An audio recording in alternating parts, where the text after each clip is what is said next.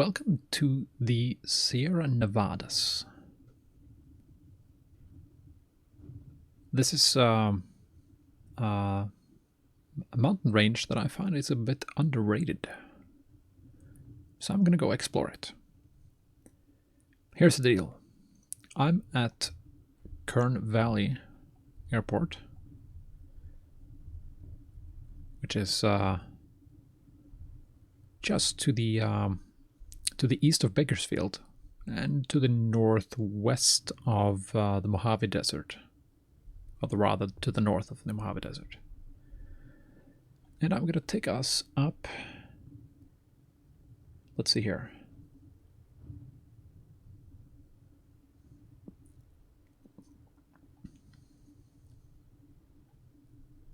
I've got a plan here. So, Bakersfield, Mojave Desert with the lovely Edwards Air Force Base, Kern Valley, Lima 05. Gonna take it up the valley inside of Sierra Nevada, which is a huge mountain range, by the way, much larger than I'm gonna be able to cover today. I'm gonna stop by a tiny airfield just north of Kern Peak. It's not charted, but it's an interesting little bush field. And then dive into the valley, basically into, what is this called? Death Valley. It's not quite Death Valley, but it's pretty close. And I'm going to stop by Lone Pine, rather, / Death Valley, Oscar 26.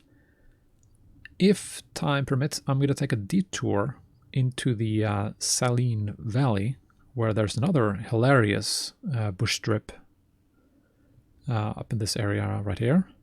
And then it cross back into the valley. I'll just decide that when I get there. Follow the valley northbound towards Bishop. Not going to go into the airport. I'm going to stop the trek up the valley at Big Pine, go up into the mountains, very, very high up. And right here is, as far as I know, the most northern, the most high elevation airport in Northern America. It's just within a few feet of being at 10,000 feet. So the Leadville Airport in the Colorado Rocky Mountains, it's a couple of hundred feet below this one in terms of altitude. Of course, the Leadville Airport is a much bigger one. It's properly paved and got facilities, and people actually go on land there. This one is very old, very dilapidated, hasn't been used for quite a while. Or it might be used by bush pilots and other crazy people, but yeah, that's why I'm going there. That's exactly why I'm going there.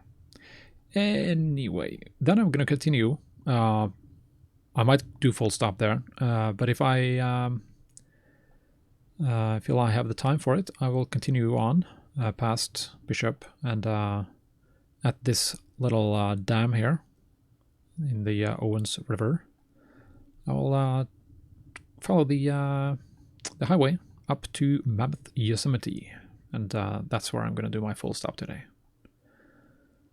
So that's the plan, and I will drop it into the chat for anyone who wants to find it. It may not show up for those who come later, but there you go. That's how it is. Excellent little plan. Would be so much easier to just drive straight up there, but how boring that would be. So without further ado, I will start pre-flighting the plane.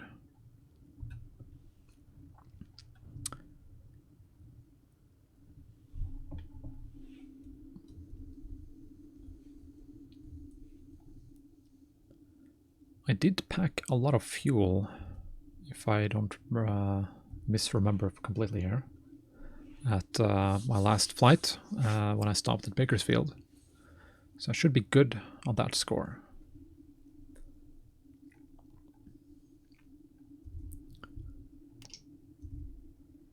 So let's see here. Main tanks, more or less full. The center tank is drained a little bit, but I have a full belly tank, so I have all kinds of fuel. So no problem. Pop down the flaps. Like so. And looks like it's almost 30 degrees out. 25, 26, something like that. Yeah. So so that's gonna be nice. Hot and high. Perfect. It's gonna do wonders for the density altitude at the very high airport. Good thing the Beaver has a supercharger. The more anemic planes that are naturally aspirated will be very much struggling at that altitude. Yeah, oil. I did forget to take oil at Bakersfield. I'm gonna take oil. I'm gonna take time to fill oil, because that's gonna be an issue if I need to really power up, and if I'm on the slim side as far as oil. So that's better. It's a little on the dark side, but that's fine for now, at least. Let's see. Yep, that fuel checks out. The wheels, well, so they are still there. Full belly tank, very good. No contamination. So those wheels are still with me. I'm very glad to see. Right tip is empty, as I want it to be. Flaps, tie downs. That seems nice.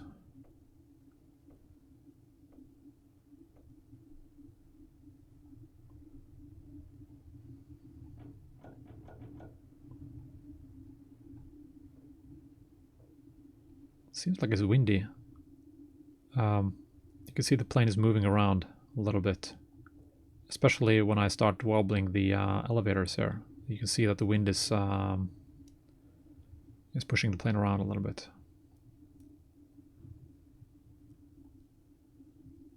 Wingtip tank empty, pitot cover, tie down and finish.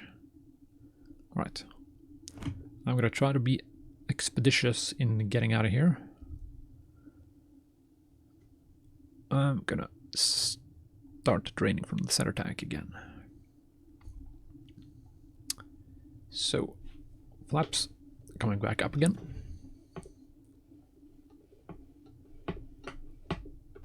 And they are up. So, with a hot engine, I don't need to prime it too much.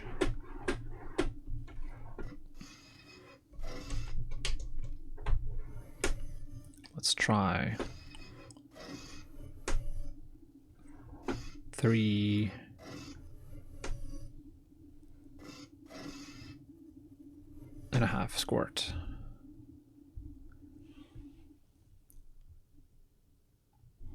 And there is the yoke alive. Very good. And am I forgetting anything? Yes, I am. Beacon. Just to let anyone on the field know that I'm about to fire up. All right. Clear prop.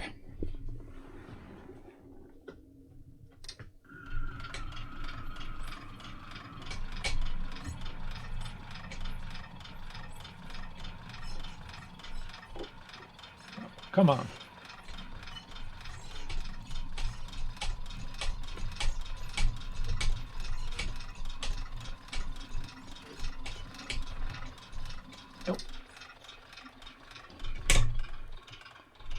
That didn't take. Maybe too little prime. A little bit more. Probably burned off all the prime on that try. So I'm going to take 4 squirts this time.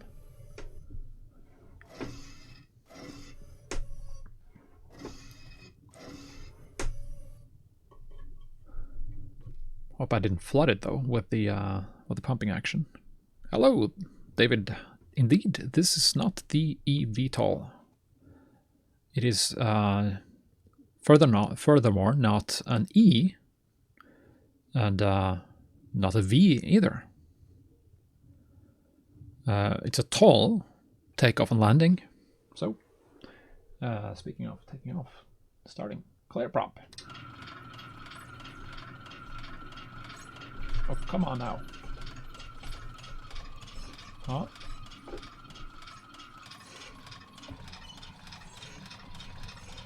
Come on.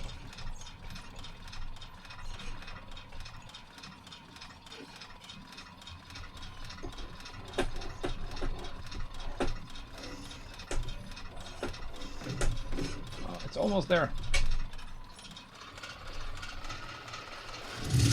Ah, there we go. Jesus Christ. Yeah, that was a rough one.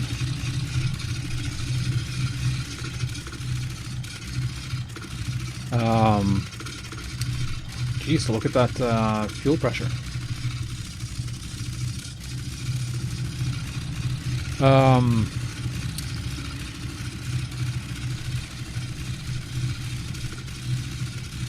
Oh yeah, you're gonna look into the eVTOL for group flights. Well, it actually looks quite fun, and I would be curious to try to fly it, even though it's being a VTOL, it's almost too easy. Now the starter can take it, but I don't know what I made it. Maybe I underprimed it at the first try, and or overprimed it, or is in when I pumped it when it started. Anyway, I'm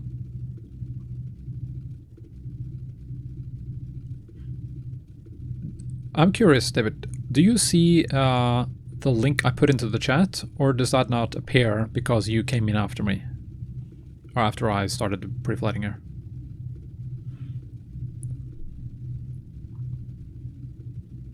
Oh yeah, well, I have no idea about VTOLs, so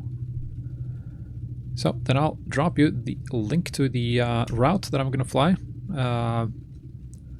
The spot just in the mountains before Bishop there, that's the highest elevation airport in the United States, which is not charted, but very well worth going to. So I'm just going to start taxiing before the plane starts overheating here. Lights and alternator and master switch. And I'm going to be navigating as per the October no GPS challenge. No, I'm not going to use the GPS. I'm just going to have the radios set on so I can make use of them if I need them. And for flight is without... yeah, I guess I could. So could I fill the GPS system, but keeping the radios working? I just turned the status page over to the status page where I just see the satellite statuses, and I keep it in VLOC so I can use the VORs if I want to. And for flight is just sitting there without any reference to speed or altitudes or anything like that. Well, I've switched the panel out now. Jeez. I don't want to touch this panel as it is. Yeah, I would need the unit for a radio, so if I couldn't fail the GPS system itself, I would just probably want to leave it. Kern Valley traffic, Beaver 524 Alpha, taxiing to runway 35, Kern Valley.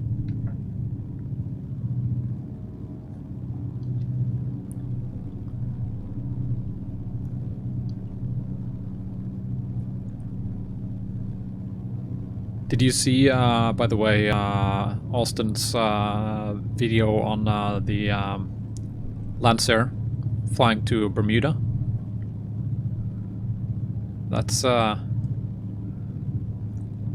good evening, Thomas. How's everything going?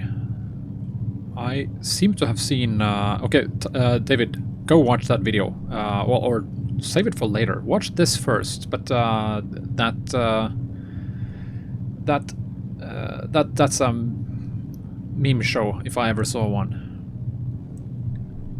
He's hilarious, though, and he's on the side of being almost crazy, I would think. That's good. That's benefiting us.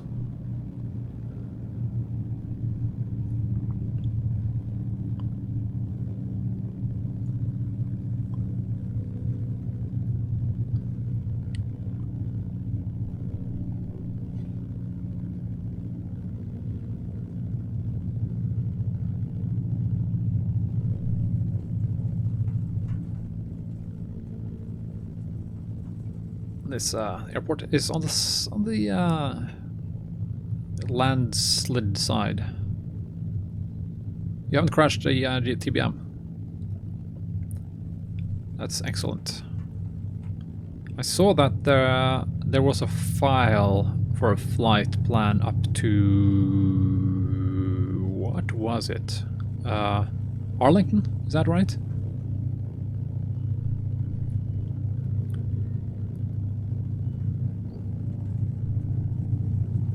Excellent.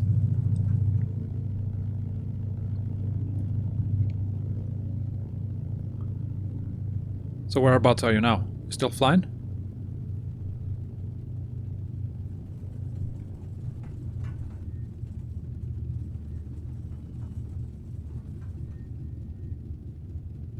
Yeah, it's funny that Arlington is just a couple of minutes north of Painfield, but yet it's cheaper.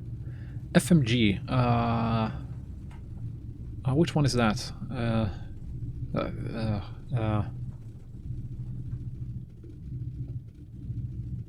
Which one is FMG?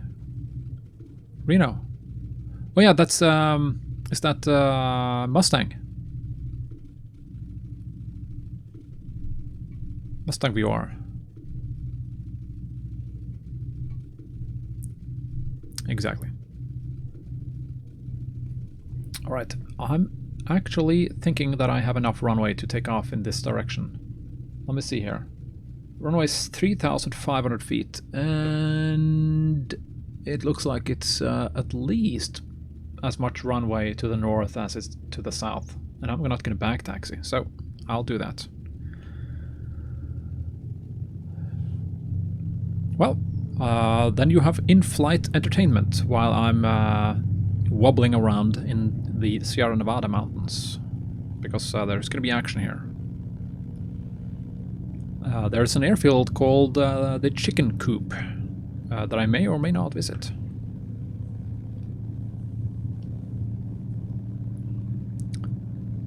But most importantly, the highest elevation airport.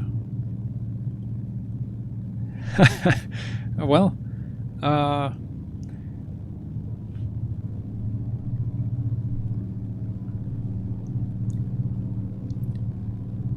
I'm sure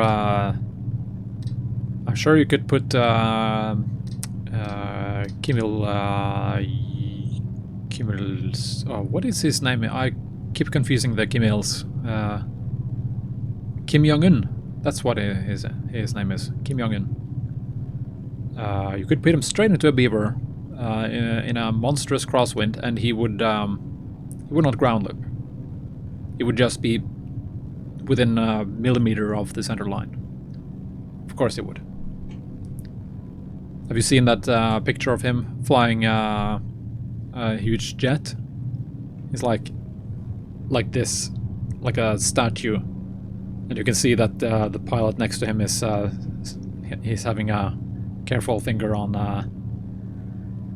the yoke next to him to keep things in line. Right, so that's done. Flappage and trim is not set.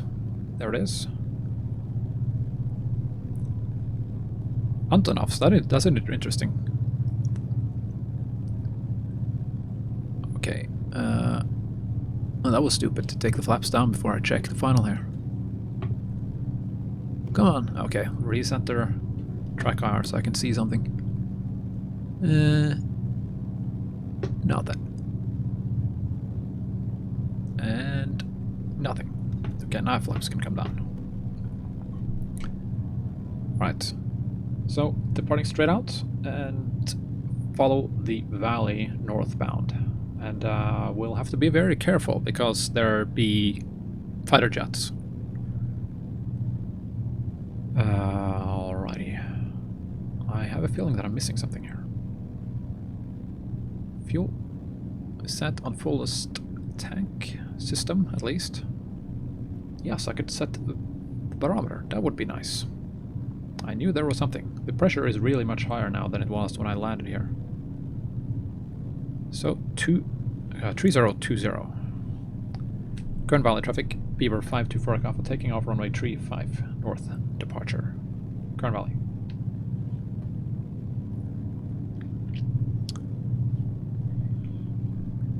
We're in SoCal indeed. That is a good question.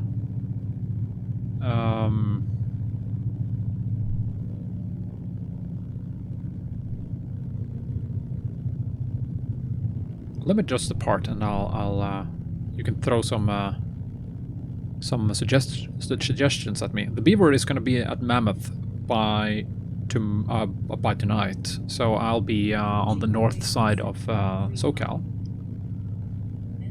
But I'm flexible. I also have another plane in the area. Okay, see, I don't have that much runway, so I'm going to take a little bit more flap and do a static run up.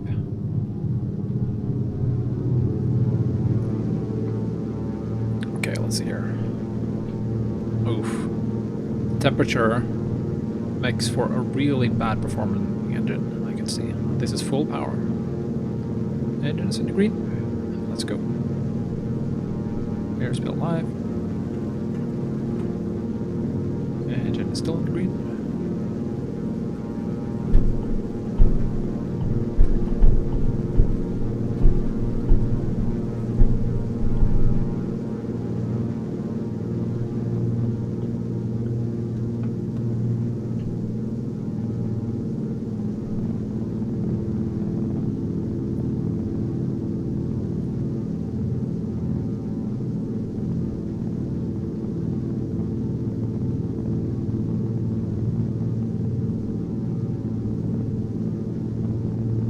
Wobbly and weird.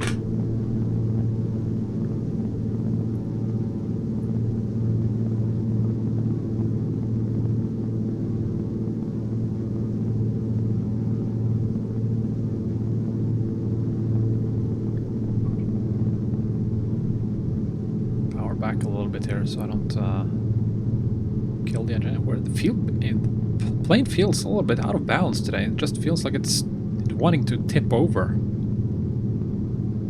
Really weird. Probably the wind, but it just doesn't feel right.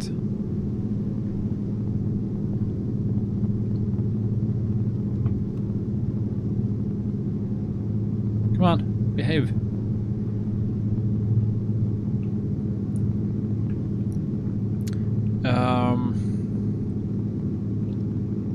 So yeah, let's see here. I'm just gonna get my bearings here. I'm gonna be passing road. Actually, there's a river that is going up into the mountains, and there's a powerhouse according to the map that I'm gonna be passing soon here. Community feedback shows our brainstorming the other was bang on for what is wanted. Okay, excellent.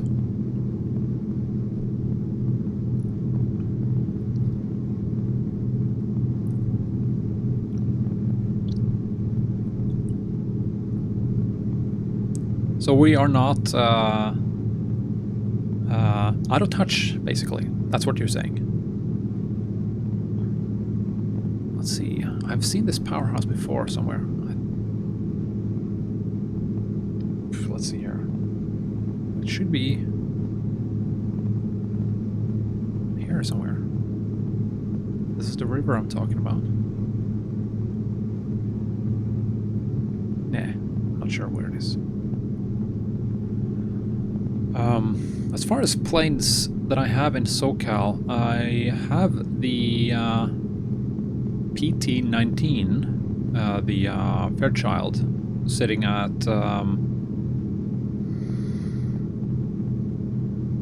Banning Pass. So I have a plane smack in the middle of SoCal.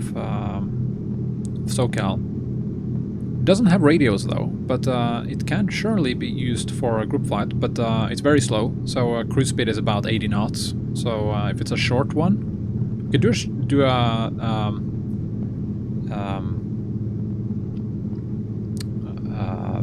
group flight in the middle of the LA basin, for example, sneaking around Deltas and Charlies and Bravos, low and slow. I think that might be a cool way of doing it. But we'd have to be probably on Discord to be able to do that, for my sake at least, because that plane doesn't have a radio. Unless I can program the sim to have a kind of a fake radio. I'm not sure how that works. Maybe it's just enough to put one of the GPSs on, and that it will transmit radio.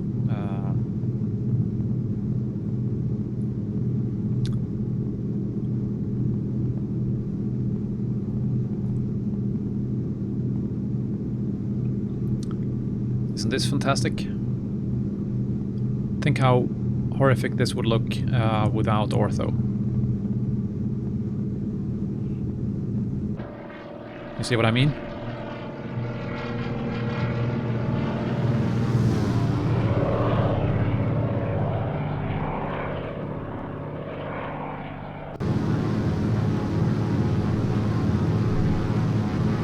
Did it, Thomas? Well, I'm not surprised if it did, but I haven't heard about it.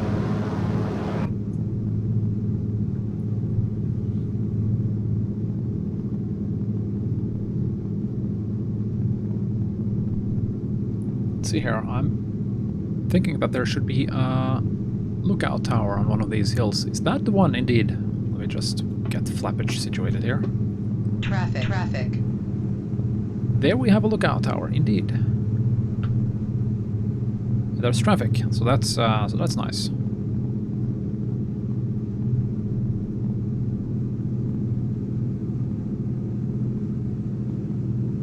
Let's just hope that the fighter jets can actually spot my Beaver lumbering around the valley here before they crash into me here.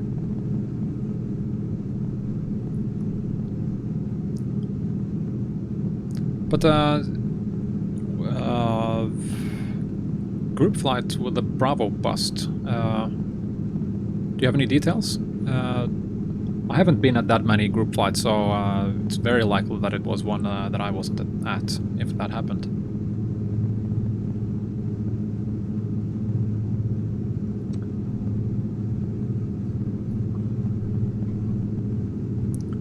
Power back a little bit more here, because the engine is starting to get hot. Yeah, I'm sure David knows.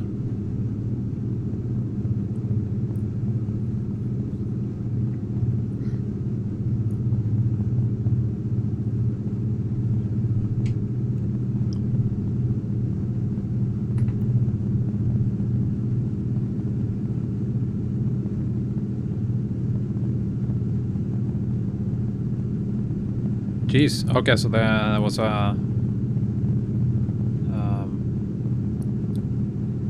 plethora of bustings. Interesting.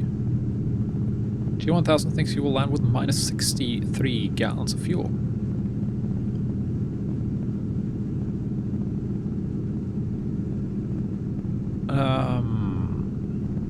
Enough spare to get to paint as a divert. Well,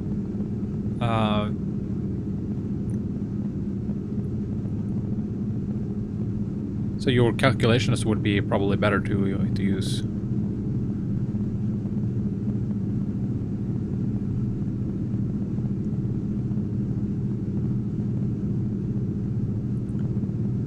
That was interesting, David. But was there a briefing on the ramp, or did people just throw themselves into the air?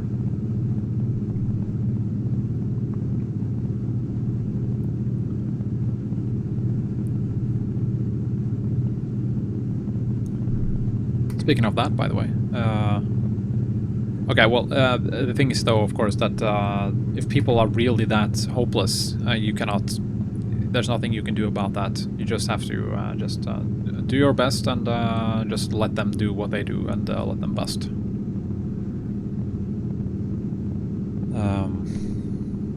But I was actually watching a bat sim event a couple of days ago.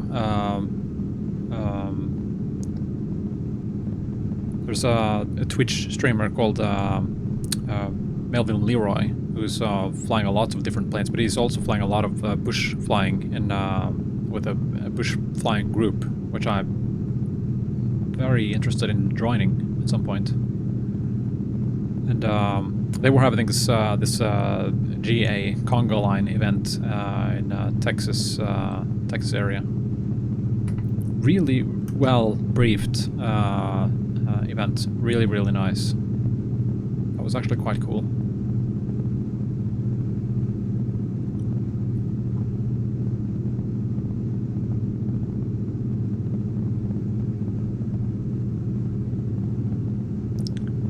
Yeah, I can imagine it would be frustrating.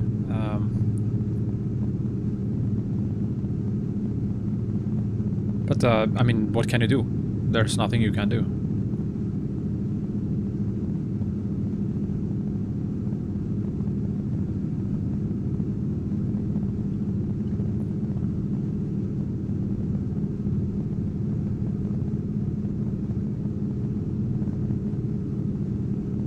I think also the people at PilotEdge know that if there's a gaggle of people and some are not prepared, that's just they just either have to call them out on the radio or just send them an email, or even worse, if it's really bad, just pluck them out of the network.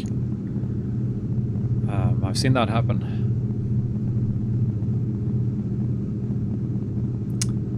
All right, should be seeing a little dam here, I think.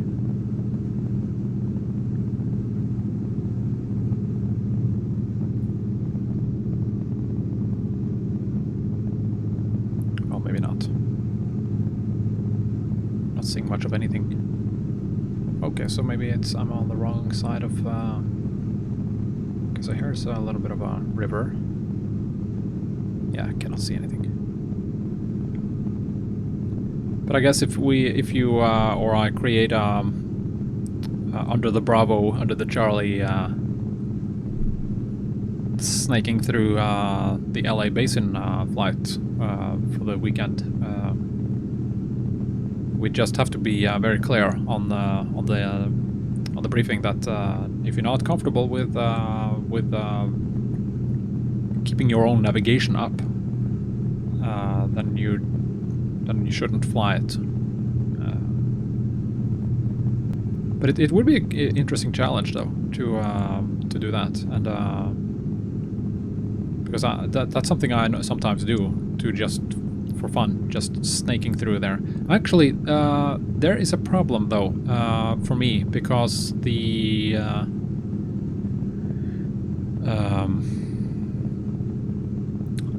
Fairchild doesn't even have a transponder. So I shouldn't actually be inside of the mode C ring. So I'm not sure how that works in the sim. I haven't been inside the mode C ring in the sim. I've kind of stayed outside of it. But since it's kind of connected to the PilotEdge network and has some, it's probably registering as a VFR 1200 target regardless. But I could probably ask on the forum about that. It's a little bit annoying that the plane really is that disconnected, but that's what you pay for. Anyway, so now I'm just about to pass Sherman Peak. That should be actually the one up here. This should be Sherman Peak. Not very pronounced,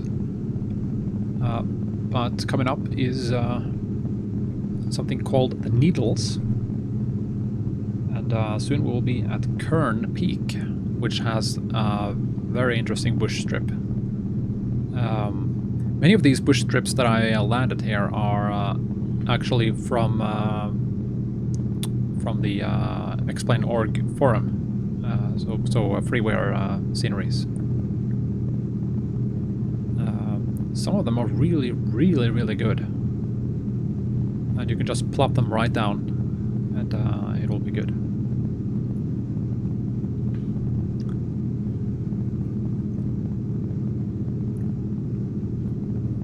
Let's see what the outside temperature is. Okay, it's 20 degrees. Ooh, that's what I neglected, to turn on the strobes and landing lights. Not good.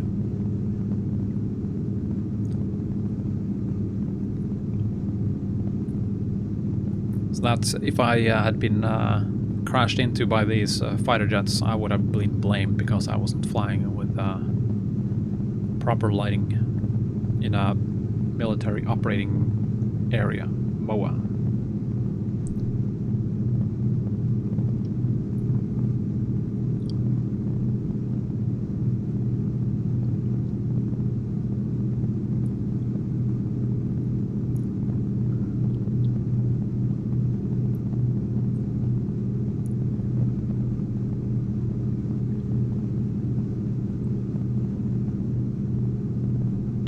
Traffic. Good lord, more traffic. Let me swing around a little bit so I can... Oh, there we have them.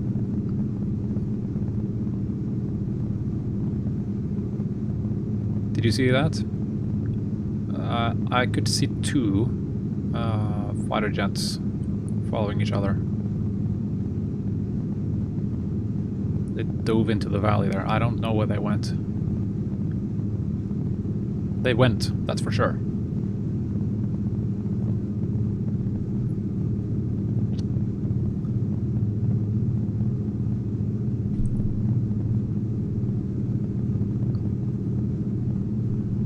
Right. Let's see here.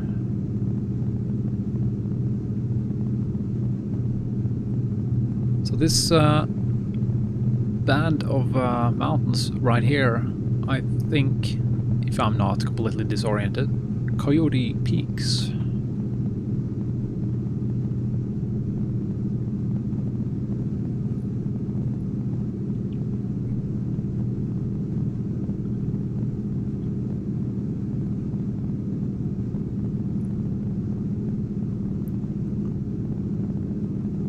Hello, Delta. Welcome to the Sierra Nevadas. How's it going? And is your Kodiak still performing as it should? I take it you got it running as David suggested, around 170 knots or so, which is very much different from 130 or so.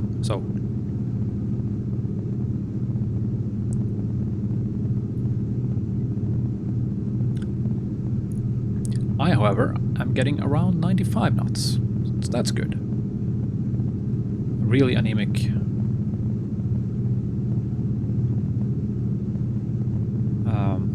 The temperature is really making the plane not wanting to fly.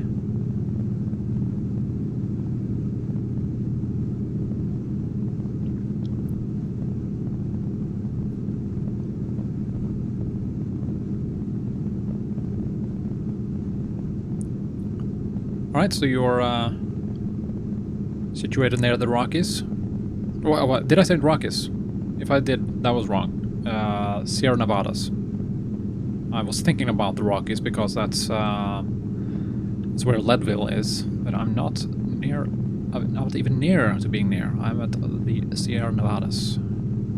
It's still in California.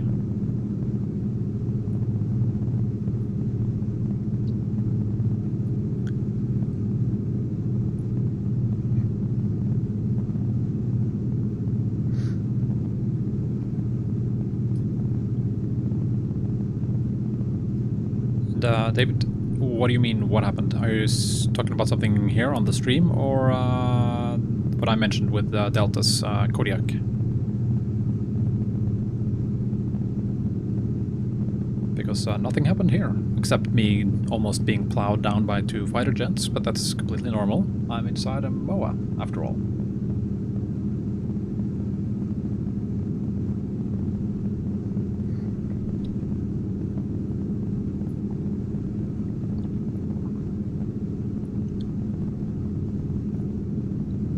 Okay, so that I'll take it that you mean that you are in the Rockies. So no, I'm all right.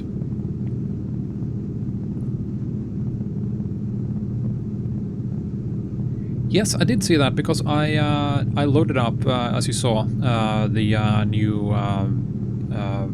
new beta of 12 because I wanted to check out some ortho scenery stuff. And when I checked Xorganizer, it said that there was a new airport installed. I didn't check what it was, but I could recognize the ICAO code there.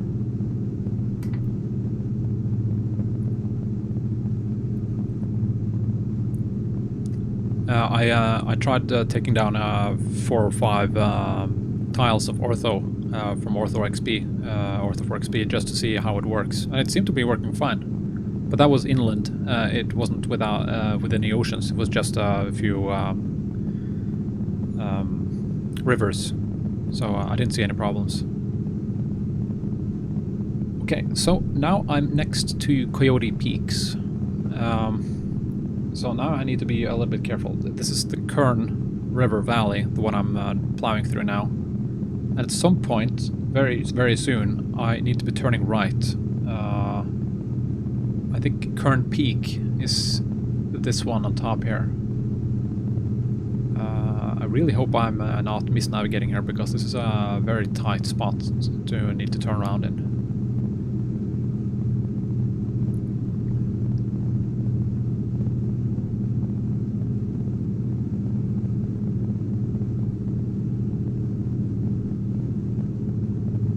Oh yeah, okay.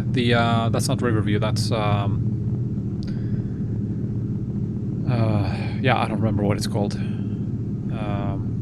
Okay, so water can be still a problem, but I didn't see anything with the normal rivers in the scenery. They kind of looked okay, but I didn't try to land in it because I don't do that kind of thing. Because I was also watching CG flying a long stretch in Canada yesterday. He's flying in stock XP12, and I just wanted to see how that area looked with ortho, so I took down a few tiles just to see. And it seems to be working fine.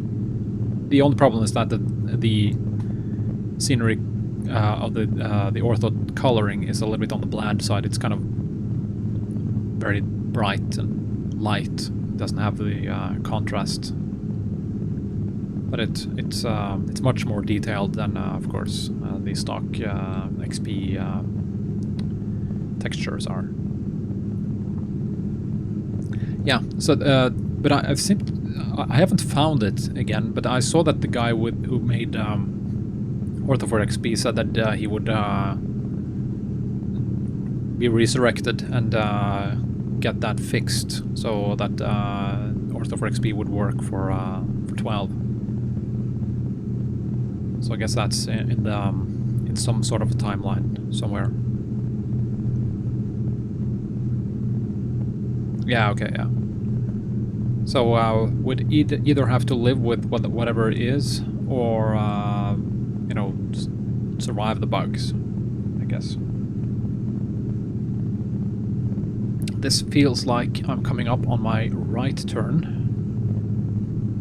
I'm headed for an airfield that I don't even know the name for. Let's see if... Nope, there's nothing on the map here. Not charted. It has a pretty cool sounding name, actually. I don't remember what it is. This is one of the fields that I found on the Explain forum. This doesn't look quite right. This right turn here looks like it would be on the high side. It doesn't look like it's... there should be roads leading up through here. I don't quite... see. No, I think this is not the turn yet.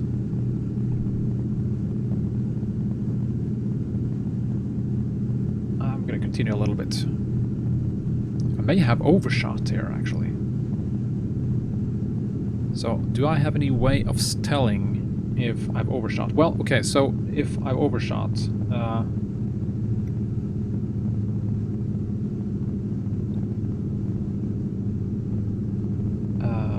there's a plateau coming up on my left here. That doesn't check out with anything I'm seeing here on the map. I'm confused.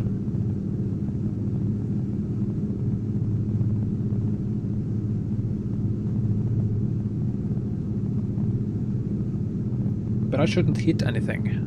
But it's gonna get narrower and narrower. And the big mountains I'm seeing right ahead of me here don't look too inviting. So, okay, I'm gonna see if I can eke a little bit more climb out of the plane. Slight climb flaps, a little bit more RPM, and I'm gonna run full ridge. There we go. Burning 7 or 8 more gallons of fuel, but it's gonna keep the plane from melting. LKV VOR. LKV, what is that? Lakeview? That's what the letters tell me, but I don't know where it is. Lakeview, I have a feeling that I've seen an airport like that, but that's... no. Well.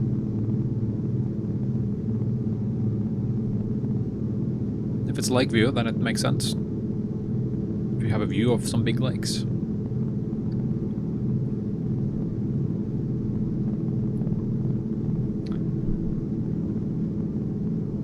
No, I don't like this. I think I've overshot my turn here.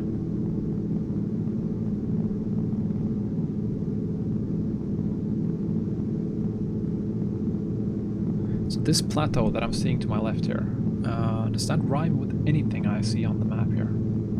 It could be that what I was passing was indeed my turn.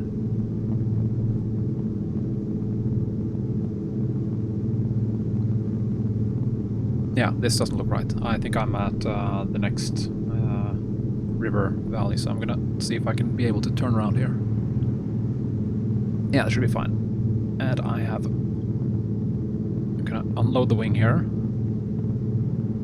Let the plane drop a little bit if it wants.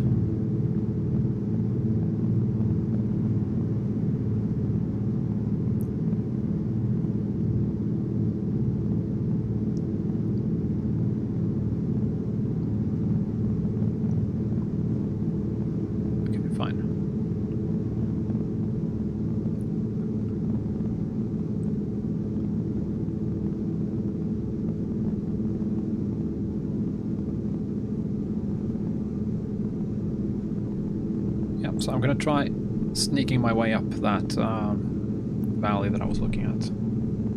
I have a feeling that, well, I was looking for a road. There is no road there. Actually, there is a river. It looked like a road on the map. The road that I'm looking for, there is a road there, but it's further up the mountain. So So I was looking for something that wasn't there. So I'm taking the power back a little bit. Do I have carbines, or is it just the fact that I'm at 1,000,000 feet? It's the 1,000,000 feet. No ice. So the engine is actually cooler now than what it was. Probably due to me drowning it in fuel.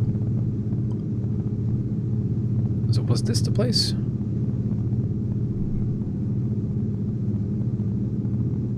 It was kind of a wide.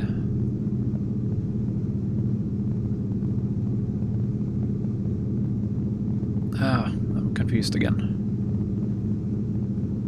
Well, this is how the October No GPS Challenge goes. It starts with me killing myself in the mountains from taking the wrong turn in high density altitude situation. Very nice. No, I'm going for it. I think this is it.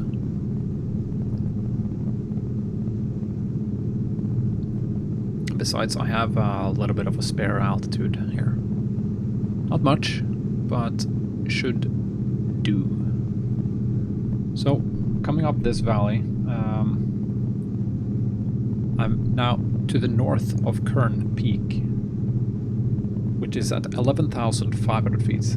It's not much of a peak, but it's there. And there should be some roads coming up here. And if I see those, then I kind of know where to snake around to find that little airfield.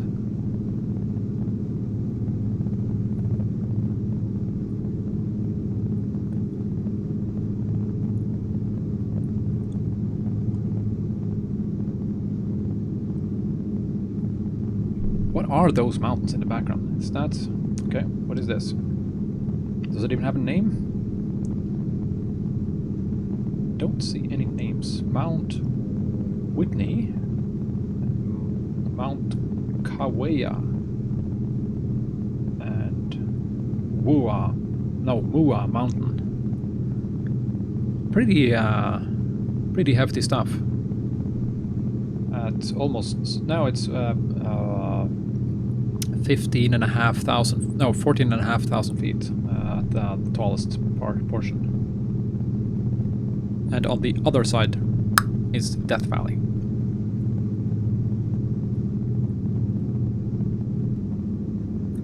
Redo that challenge flight in SoCal. I can find the flight plan and we can see if... well, yeah, try it out. So do you have just a rough idea where it is? Just so I can have a, put it into my mind to see if it's possible. So, there are no roads here, but there should be some roads coming up very soon here.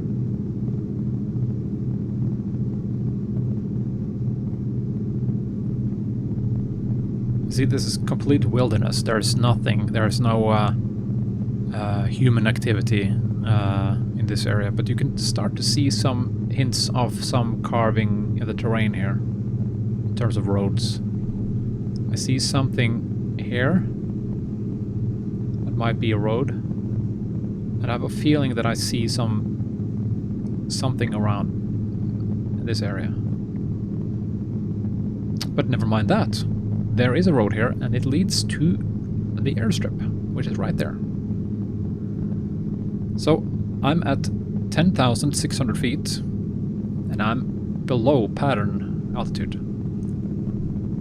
So I'm going to leave it in full ridge.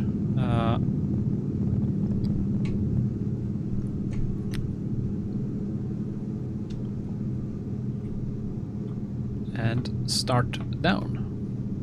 I don't know what the wind is, and but that matters not, because I don't have a choice. I have to go straight in, land, and go straight out back that way. And indeed, Thomas, my IFR is also more flawed, though. But if you are in solid IMC and you have to handle all of it yourself, it is interesting. But if you're just waiting to descend, then it's kind of boring. But you're flying the TBM, right? So you have an interesting plane.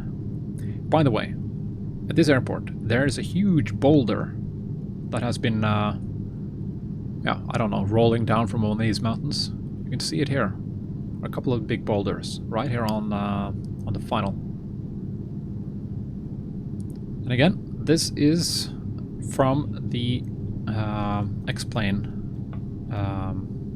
forum. This is not stock scenery, but it is just to free to download and just plop it straight into your sim. Very, very cool place. So you see two big rocks here, and there's another one in front of me here. I'm gonna land on this little road next to it. It feels like I have a monstrous headwind here because I'm really slow, it feels like.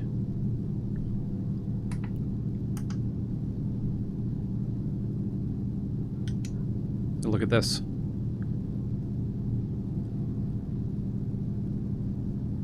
Well, I'm not gonna look at that for too long either. I mean, I don't want to crash. And I'm gonna look at that thing when I land. When or if I survive, I mean.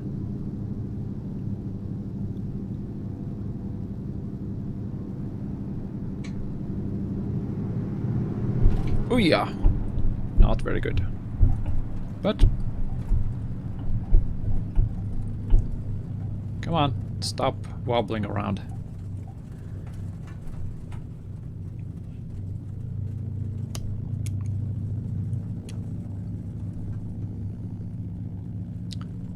Right. Let me get the plane to the end of this little carved out stuff.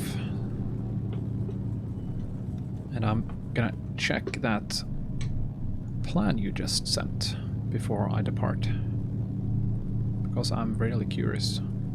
No, I was tempted to forgo those extra feet here at the end, and I'm at 9,040 feet and at a high density altitude. I don't want to forgo very much of anything I can take. Let's see here, parking brake. A lot of smoke.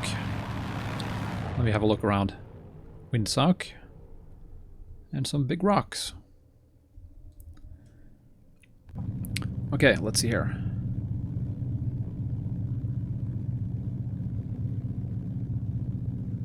Group flight. Cable. Okay, so I can see where this is going. Cable's a bit of a challenge in itself. Cable, depart, keep the patterns tight. North of the Charlie, east under the Ontario Charlie airspace. Flaybob, I love Flaybob. Or, I mean, you gotta call it Flabub. Flabub, that's the name of the field. Avoiding, of course, Riverside and March, Charlie and Delta airspace. Corona. Cronoa, as you wrote, of course. I guess this was... no, it's after pandemic times. CPM.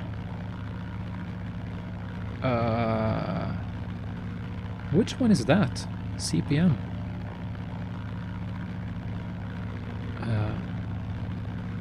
That confuses me. I don't remember which one is CPM.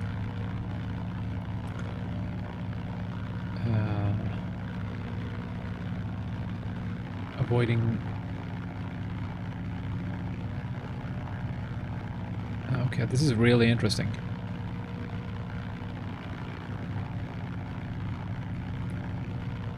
Yeah, I'd oh, Compton, of course. Okay.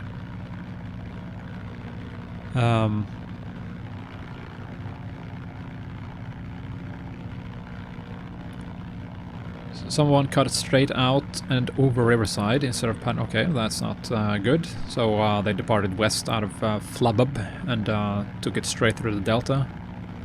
Someone skipped the leg and broke Bravo. Excellent. And south and broke the Santa Ana Charlie. Lovely.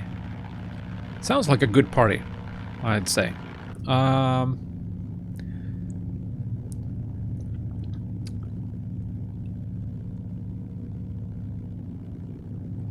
Let me, before I depart, I'm gonna run a little bit on the front tank, because the center is almost empty here.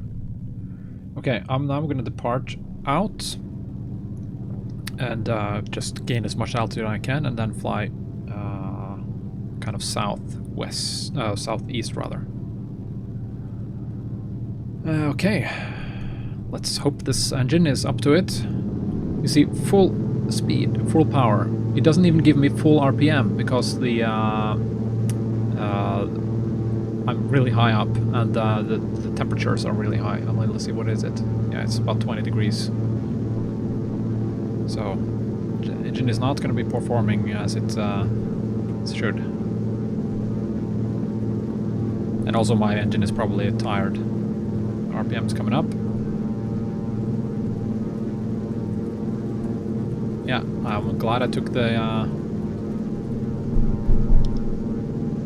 whole runway here.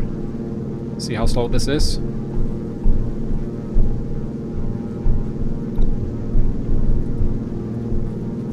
Oh, Jesus Christ. Hey! I'm gonna bump over this hill here. That is nasty. No! I'm not making it! This is really bad. Never thought I would see the day.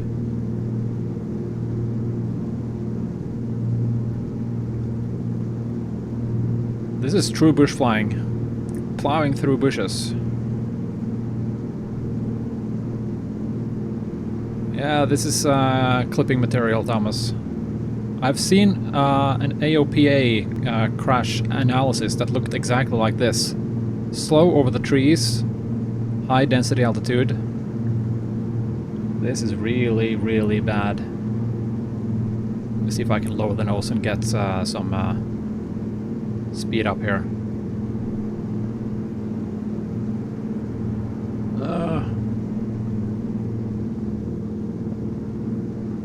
I'm kind of behind the power curve here.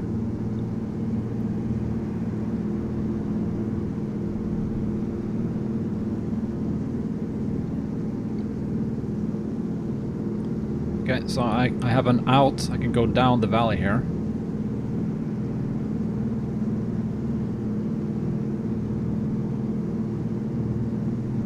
Jesus. Come on. Gain a little bit of speed now.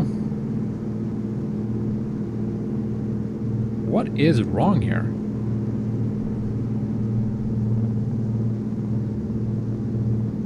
Oh my, the RPM is going down. Do I have carb ice here? Nope. Okay, this is nasty. Let's take a flaps up and see if that can help me a little bit here. Mush this down.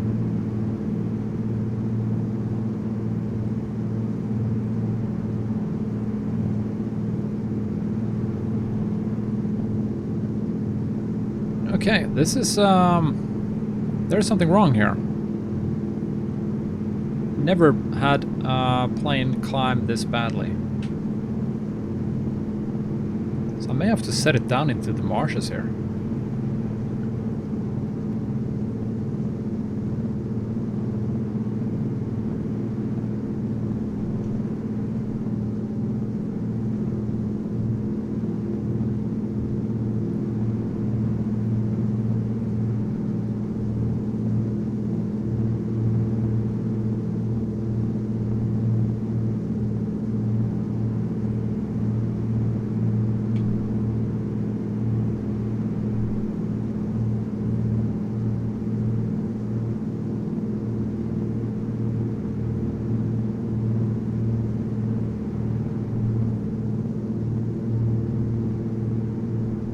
Okay, here comes this valley that takes me back down south again. Oof. Yeah, but I mean, I climbed to 10,500. I was there before I came up here. So there's something off, I think. So I'm gonna just continue down down the valley here. I cannot turn back.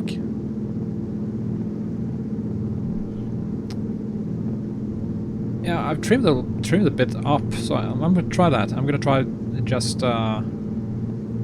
holding it with back pressure. It might be enough of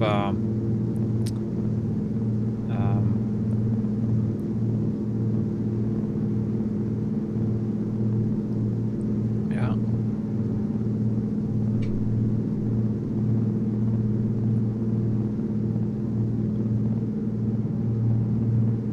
I'm having to have really a lot of back pressure here to be able to. Okay, let's try this. I'm gonna take it back to the center tank. Maybe I'm running on a tank that is contaminated. I didn't really register any problems when I took off, but maybe I have water in the fuel.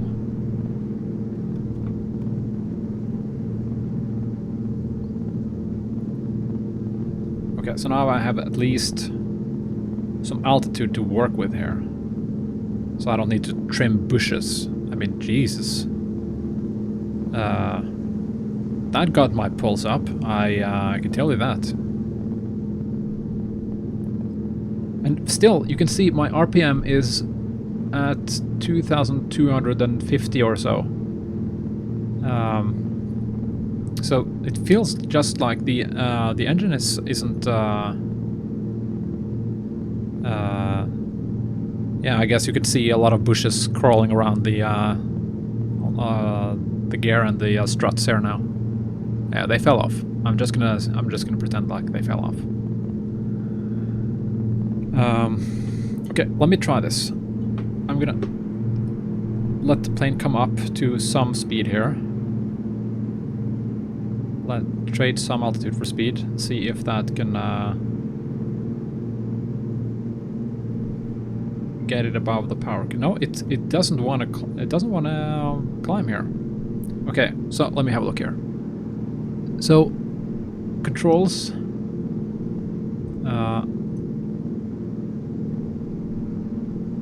Okay, all that is working. Do I have a? Okay, elevator is working properly. Rudder is working properly. And the trim tab. When I'm trimming the plane, it changes. So,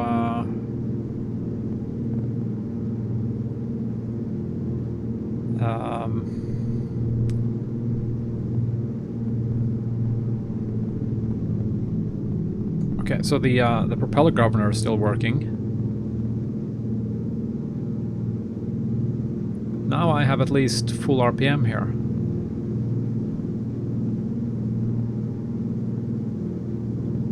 But I'm down lower. I'm at 8,000 feet now, so I have a little bit more. So do I have enough altitude to cross these ridges here down here? Well, it's not very much. I'm gradually sinking here, so I'm basically at best on my way back to Kern Valley. I'm gonna really give it a workout to see if I can at least maintain altitude here.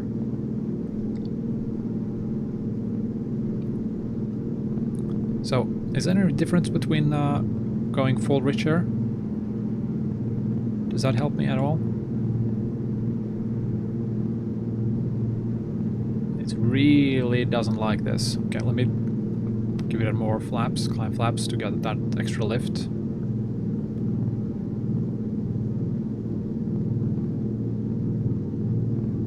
Doesn't really help with full rich. It seems like the engine is actually running a little bit better without that.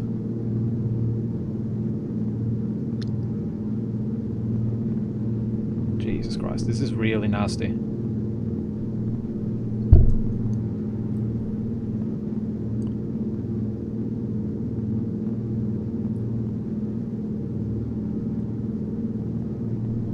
Okay, what are my outs here now? I can continue on this heading straight through the valley on over my nose here, or I can go to the left. The left seems a bit lower, but it's slightly longer in terms of where I need to go.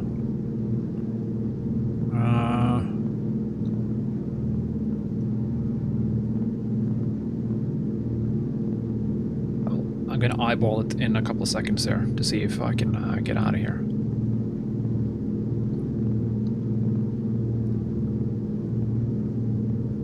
So I'm able to more or less keep altitude here. Now, it doesn't look much more palatable to go through there. No, I'm gonna forge on ahead here.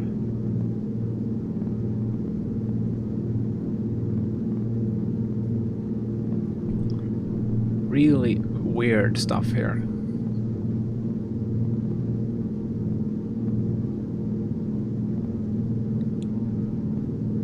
So at least, thankfully, I'm kind of on my way into to lower terrain here.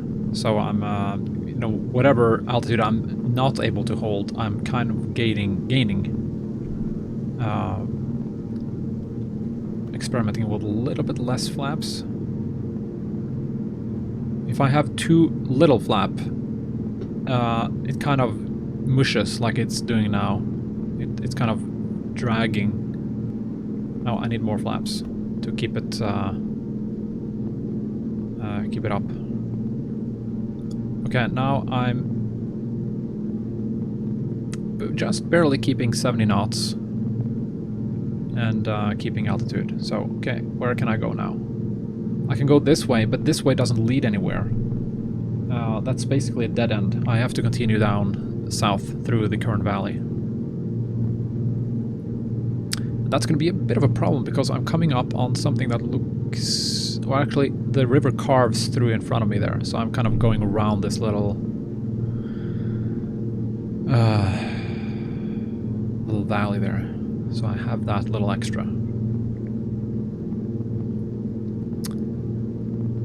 Alright, this is really scary, I must say. There's nothing I can do. I'm basically, once I kind of got bumped through those bushes, I was basically committed to just staying in the air until I found a suitable place to... Well, the dog doesn't do very much for me, I think. The machine gun I could throw out, but I mean, I don't have the... Yeah, so here's saved by the fuel warning. So the changing tanks didn't help me. And I'm not going to take energy out of the vacuum pump to start taking fuel from the center tank down to the the aux tank into the center tank. I don't want to mess with that now, so I'm just going to take... I could take some fuel from the rear instead. No, I'm not going to change tank now in case I know that the front tank is working because I took off on it. So I'm not going to start changing tanks now when I'm like 1,000 feet above ground. Okay, so now I'm coming up on the Needles mountains, and it should be lower and lower from here on. But I'm basically losing altitude all along. It's like I'm...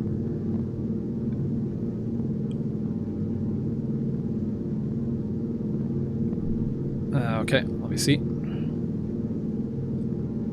It's what I'm used to have.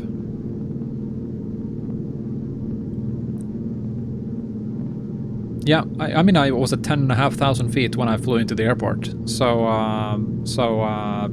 but I noticed on takeoff that I didn't get the power I was expecting. So it might be just that the engine is just not happy. But it's showing good pressures all along. Let me see if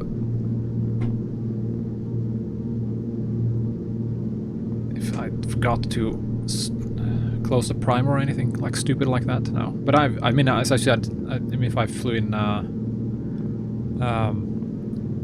No, but I can just see for fun here what the DA is at Bishop.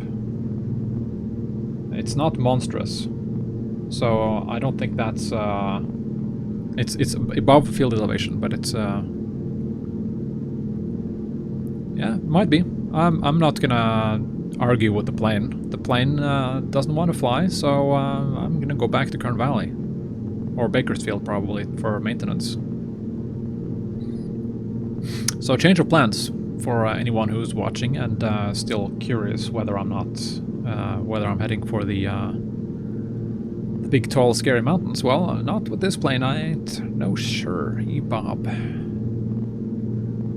No, well, I actually took oil before I left. I have all is in the green, everything. So I'm thinking either contaminated fuel, but in that case it's all over in all the tanks, or at least the front or center tank. Or I have no idea. The compression of the engine is still good, I think, as far as I've seen, but it might have changed on the way up.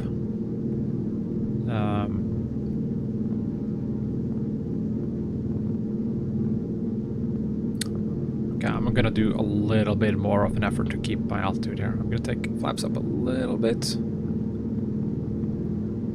Let's see if that changes anything here.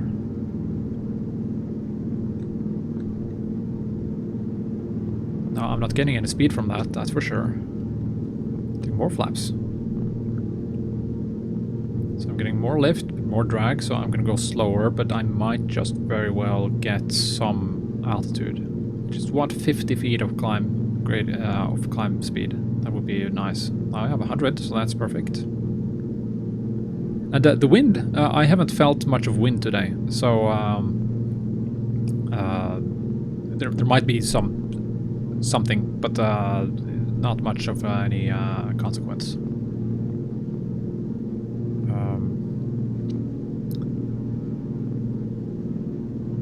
But I've never seen the engine not reaching full RPM on takeoff.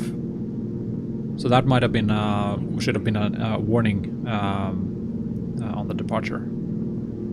I'm getting 300 feet per minute, so I'm going to take it as long as I can. So I'm getting a little bit of an updraft here now, probably.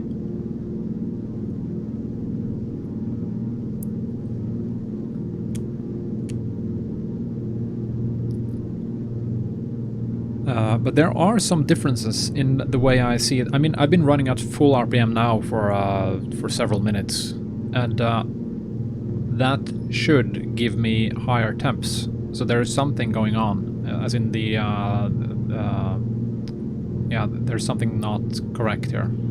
Let me just try see what auto lean does for me. Nothing. Doesn't change the EGT or the fuel pressure. How about, that's a good idea. Let me check the mags here. Well, before I do, I'm going to just check that I do have a landing spot. In case the engine actually dies when I check it. No, I don't. I'm not going to check it yet. But reminded me to check it when I get a little bit lower here where there are roads. Because if the engine stops now,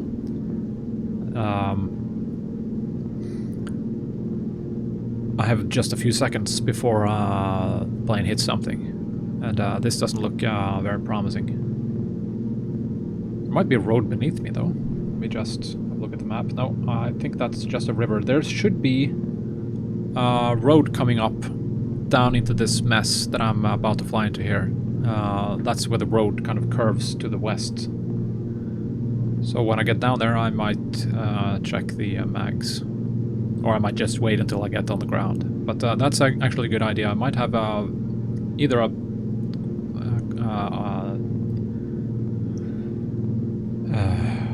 several plugs that are fouled, or a complete magneto system that is on its way out. I don't hear anything, but with 9 cylinders, you wouldn't necessarily hear it if there's a couple that are not running completely correctly.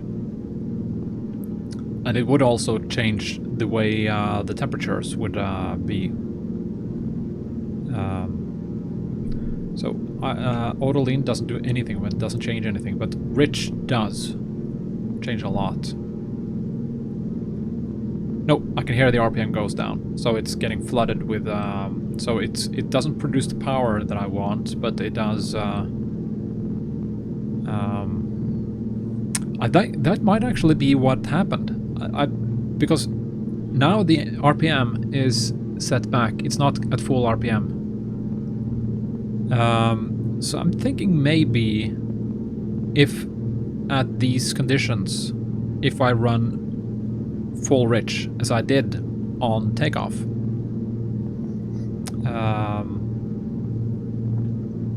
and also as I was flying in there, that might have been flooding the engine too much in these conditions, or at least in this plane, and that I had to run it for a long while before it cleaned out, because I'm still not getting the full RPM. I'm gonna try leaning manually.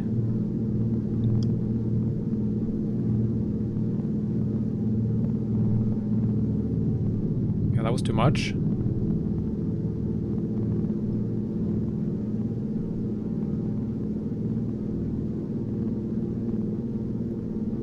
Peak EGT.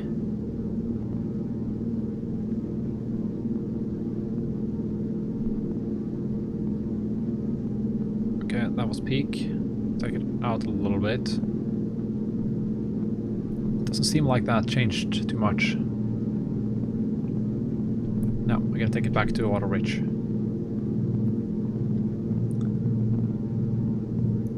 Okay, so we're coming up on some forest roads. The main road should be down in the valley in front of me here.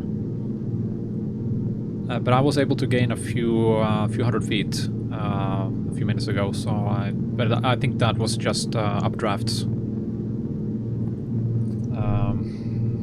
But I think I'm at least safe now. I mean, the airport is just around a few bends here, so so unless the engine actually dies on the way, I can get there.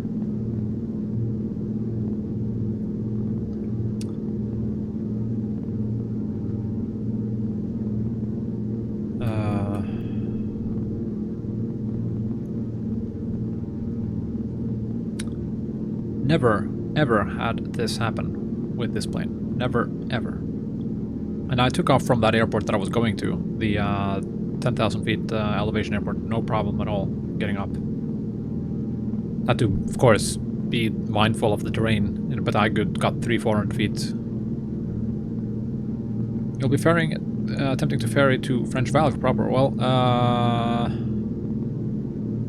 I don't think I'll go all that far. Because if this is the engine about to go to hell, yeah, no, I'm not gonna go all the way down there. Besides, I have some get-there-itis. I want to go to Washington and with the plane, so I'm gonna take it to I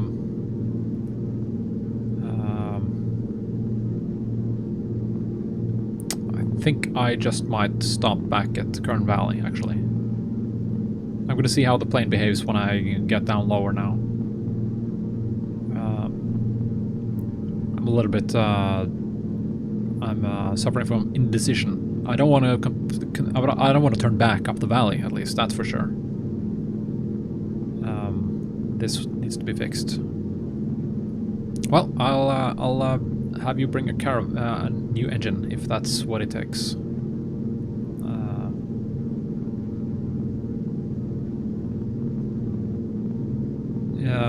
It is at 607 hours, but that clock got reset, but the engine hasn't been reset, so I think I have 750 or something.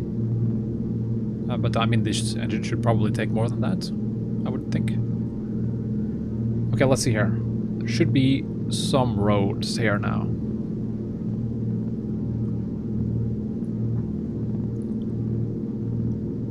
Yeah, your Beaver is still sitting in the marshy, beachy stuff around North Bend.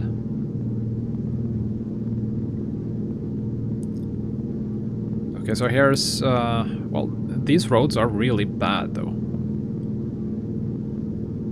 Well, good. They, so your beaver is drying up.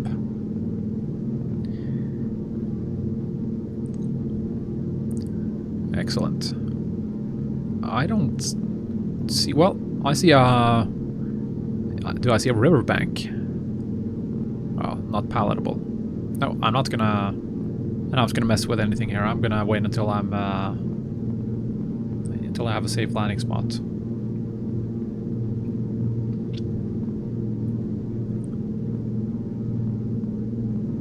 Okay, so you are busy with beaver rescue. So, well, that's we're probably in the same boat then.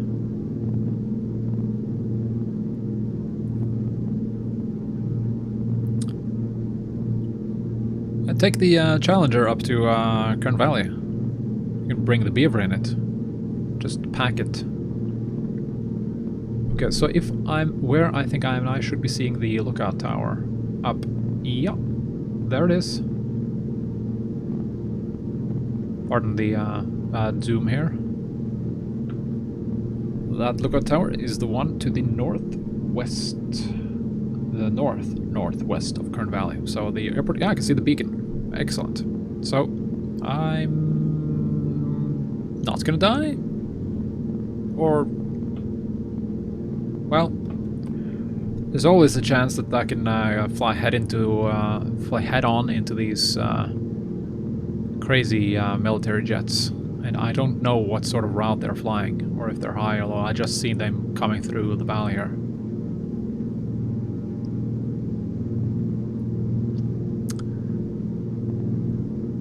Okay, I'm gonna try something. I'm gonna try taking the manifold or the RPM down a lot. See if the drag. Actually, this is a kind of weird, because now I get so much manifold pressure out of that it seems like I get more power. So what is going on here?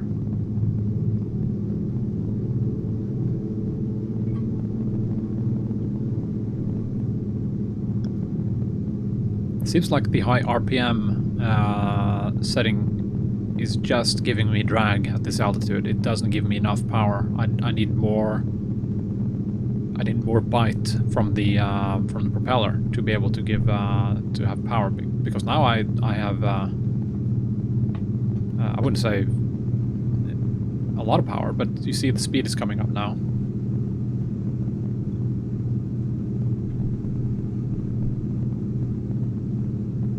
Ha, that is weird.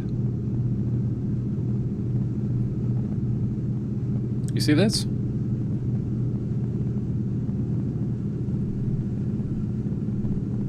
See if I give full throttle now. Nope.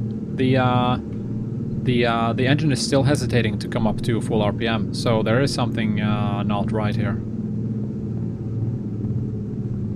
It's almost like the high RPM is kind of making the plane, the engine bog down. So it's kind of, it's behaving better at lower RPM. That is really weird, because now I can power back and keep the speed up. Okay, but the engine is probably not happy anyway, so I'm gonna have to investigate. So,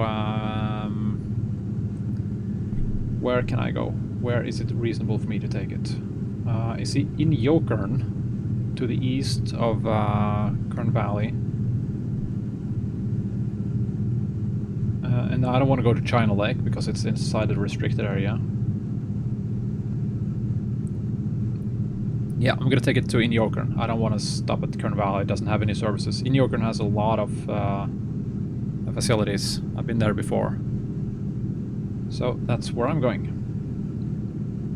So for those who are curious, Inyokern is no. I see. I noticed that when I flew there last time. It's a year ago or so. Inyokern. That's how I see it. But it's Inyokern, I think. Inyokern. India, Yankee Kilo. That's the name of, or that's the IKO.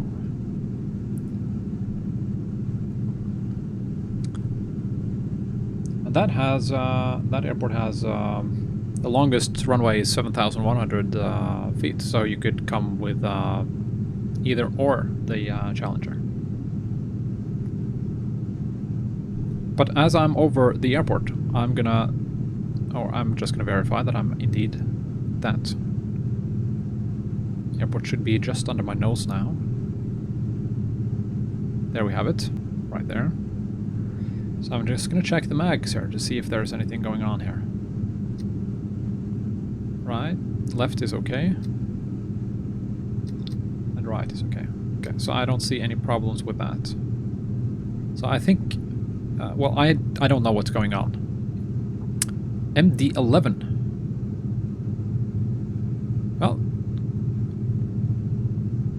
7.5, 7.6. Can a 7.5 or 7.6 land at a place like Inyokern? 7,000 feet of relatively high density altitude.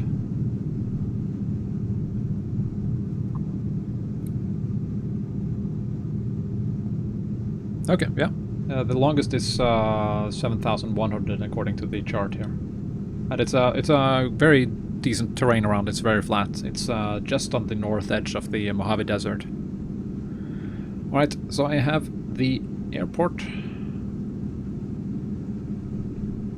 right there. So I'm gonna cut the corner. Not too much though, because I mean I don't trust this engine right now as far as I can throw it, and I cannot throw it a lot with this plane. But I'm getting the performance that I expect from the plane now. I wouldn't be surprised flying at this speed at this power setting.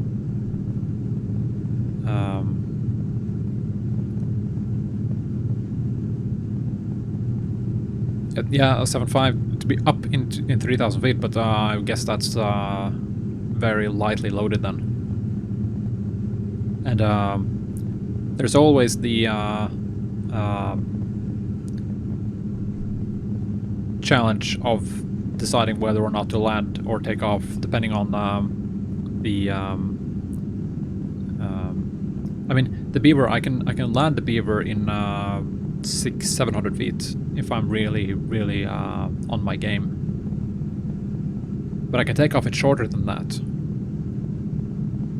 But whereas, for example, take the Cessna 172, you can land in shorter than the Beaver, but you have to have way longer than that to take off.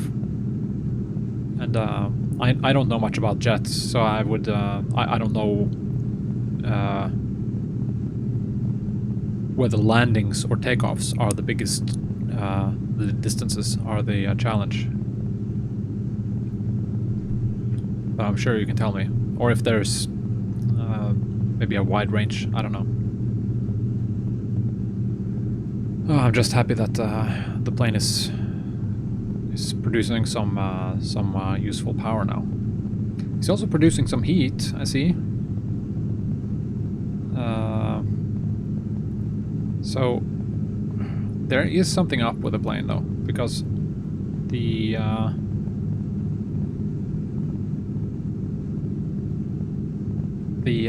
supercharger, I think it's something up with the supercharger. I'm not sure how that's modeled or something like that, but it seems like this heat and this elevation is doing something with the supercharger, because I'm getting a lot more heat out of the engine now, and I'm also getting a lot of more manifold pressure. It's almost like the high RPM made the supercharger bog down and not being able to produce power it should. So it's either that or a clogged filter or something that makes the plane run badly at high RPM. It's really weird.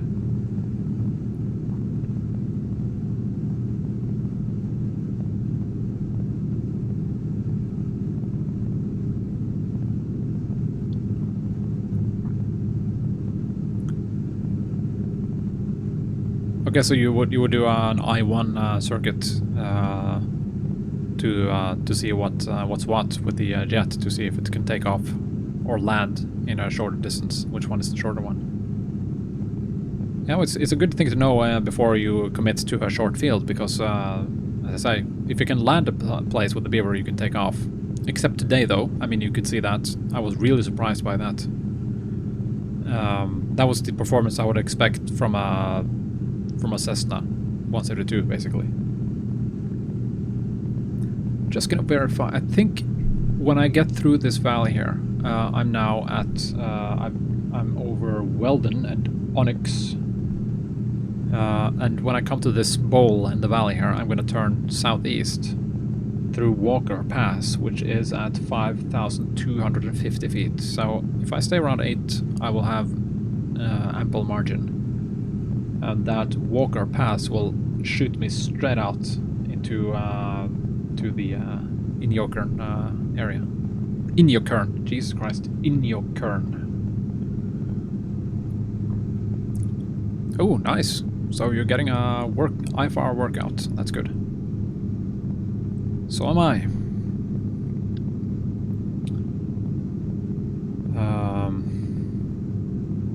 Oy vey, did I see something here? Yes, I did. Jeez. There was a jet coming through on my peripheral vision here. Much lower than I was, but I could see it, and it was doing barrel rolls. Or just rolls, I guess.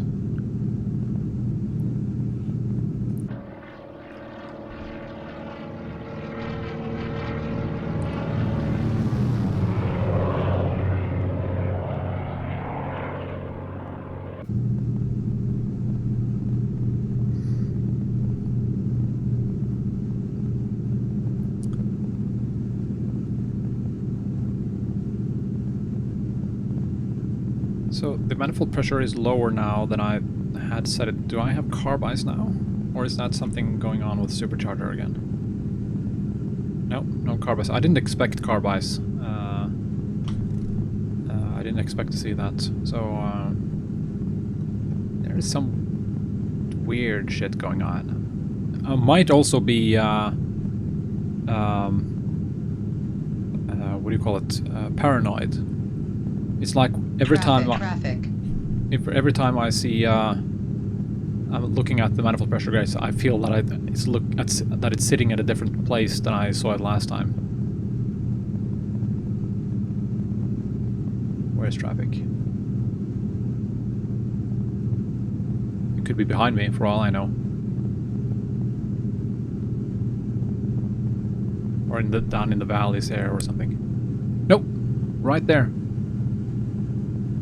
That's a GA plane for once.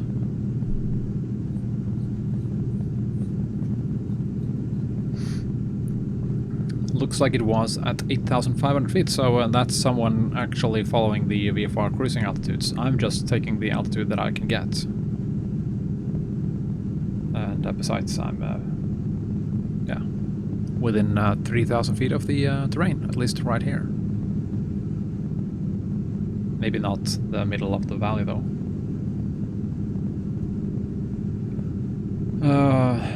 Yeah, as I said, I feel that every time I look at the manifold pressure gauge, it has shifted somewhere, or that it's shifting as I look at it. Let me just have a look here. Is it actually wobbling? I'm looking at this gauge right here. It's 26.5 now, and it would be correct if it kind of shifted a little bit with the air pressure and the altitude, but I don't expect to see fast changes. But I don't see anything now, so it might just be my fantasy.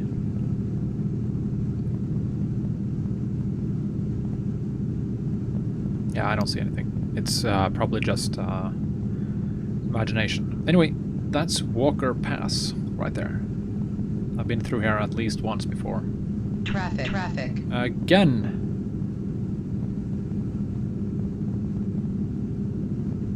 Well, if it's behind me, I cannot do anything about it.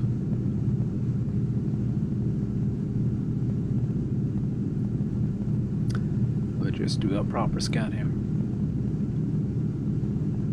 No chance of seeing anything before it hits me anyway, but... It'd be nice to know the make and model of the plane that I'm gonna die by, but... Anyway, should the engine quit now, I have all kinds of places to land. This is dry. River, bed. Looks good. The road. All kinds of farmland roads. So basically safe now. And there's a road going through Walker Pass as well, so it should be good. And it's also descending, as you can see in the distance. Secretly, it's Thomas in his Viperjet. Thomas? Nope. Oh, well, I almost crashed in a GA airplane coming through the valley head on, but he was above me, and that was fine. But I'm getting a lot of, you know, the GPS is still on, so it's yelling at me for traffic. But I don't pull up the traffic display, so I don't see it. I don't know where it is because I don't want to know. Actually, I do want to know, but I'm going to try to survive without it. But Thomas is flying his TBM, so unless he's actually having a computer that can run 2 sims at once. Is that actually possible? Run X-Plane 11 and 12 at the same time? I don't know. Maybe it is. If you have the computer to take it. Maybe I'll try it. No, PilotEdge would probably be... well, you could have 2 different... 2 different accounts. But if there was someone trolling me with jet airplane, I would probably suspect CG more than anyone else. Remember watching Thomas fly through through the valleys towards I don't remember where it was you were on your way to, but I remember he was messing around in a F-14 or something, and he did a loop. Didn't quite connect the loop at the correct place. It was kind of below ground level, you would say. I'm gonna try to find that in your stream and clip it, by the way, because that's a hilarious clip. We didn't notice it while you were flying on the stream, but you could see him actually crashing.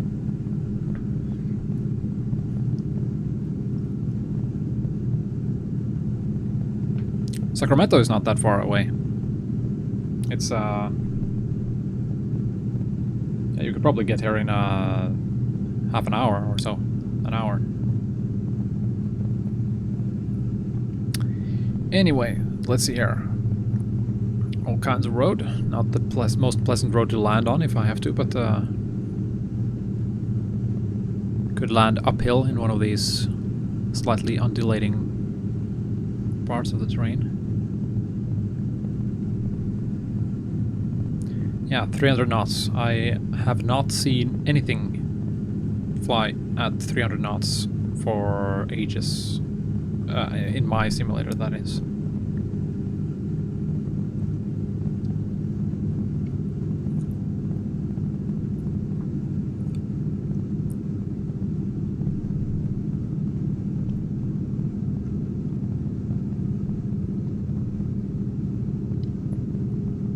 Well,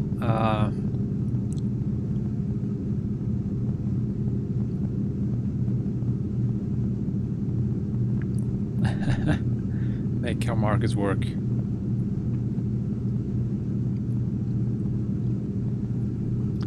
Okay, 8,500 feet. Field elevation, 2,500 feet.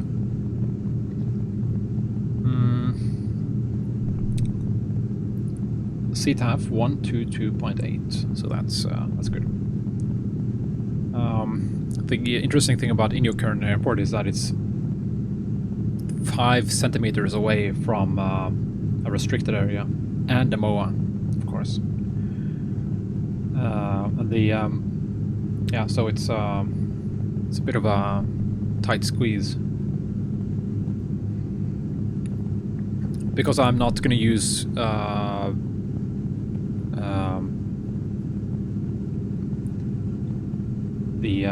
foreflight to its full extent. I'm just going to take the information I have on the VFR chart, which is the airport elevation, the fact that there's a 7,100 feet long runway, the CTAF, and right pattern runway 20, which means that there is a runway 02, which I'm kind of on a left base for.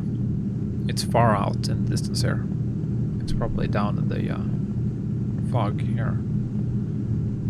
But that runway is left pattern, so it's an easy pattern to do, and the left turn will take me away from the restricted area, so I'm going to use that. It's going to be much easier for me. China Lake, yeah, that's the one inside the MOA. I'm not going to go there. Try to avoid it, but I could probably see it. So here's the road. It connects with the highway 395. So if I follow that to the north, I should basically be shot into the final for runway 02. Don't see the airport, but well, actually, yeah, I have beacon, and the runway is right there. There's also a crossing runway the other way. That looks like a 3-5 or 3-4 runway. So, Inyokern traffic, Beaver 524 Echo Alpha is 6 miles to the southwest, descending through 8,500. Will be going straight in runway 02, Inyokern.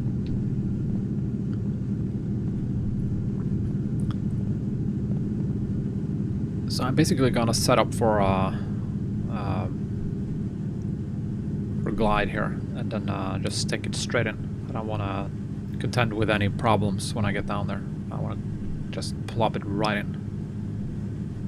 So just gonna check that the airspace allows me to do that. Yeah, if I just go straight in runway 02, I will be completely fine. The border of the airspace is basically behind here somewhere. So if I don't go, beyond this area here, I'm gonna be fine.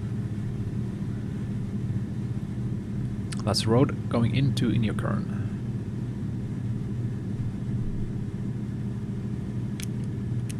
Now, how lovely. You can see down there, you can see my shadow. Always like that. It's kind of cool.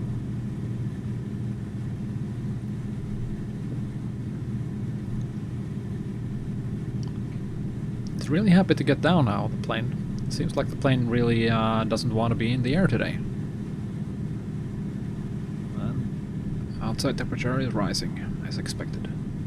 Inyokern traffic, Beaver 524 Alpha, 4 mile final, runway 02, descending through 6,000 straight in. Full stop, Inyokern. Might actually say emergency aircraft, actually, because that's basically what I am at this point. Even though the plane is behaving, I just don't trust it.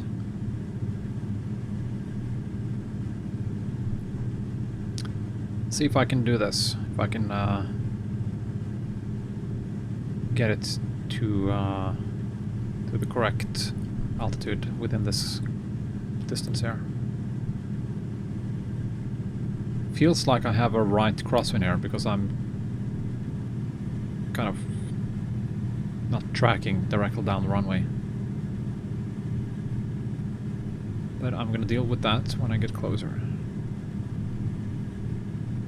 Inyokern traffic, Beaver 524 Alpha, 3 mile final, descending through 5,000, correction, 4,500, Inyokern, straight in. Inyokern.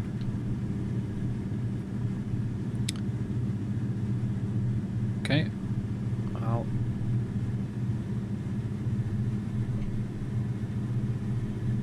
start slowing down a little bit now. 120 knots, that's not bad. the engine goes, propeller to course pitch, which will extend my glide quite a bit.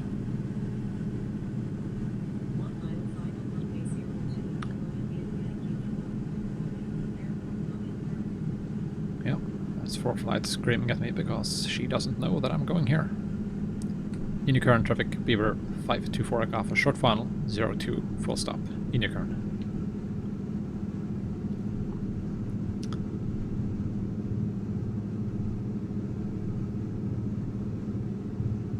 Alright. Yes, I have practiced that. It's only recently that I've understood how important it is to get the propeller into chorus pitch, because that extends the glide monstrously. So you can kind of adjust your glide with your propeller. So if you see me doing like this now, the it doesn't change much now though because I'm at slower speed, but it's at a higher speed the fine pitch will really stop you, and vice versa. You can take fine pitch or coarse pitch and really slow down. Yeah, I see the right crosswind here is quite extensive, like 15 knots or something.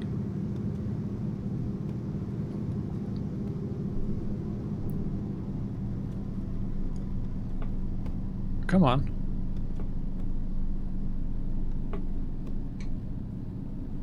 What is this? Ballooning stuff. Oi. Okay. What is that? There's a plane coming above me here. That's not fair. Distracting me with things like that.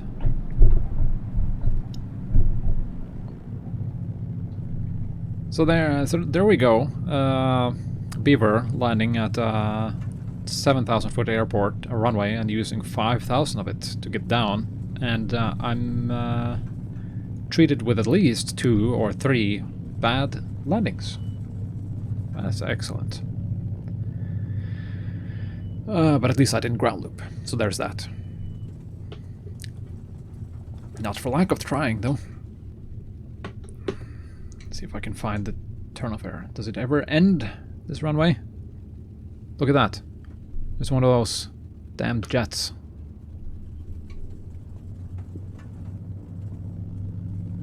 Does it really not end? Is it endless? There's the puppies.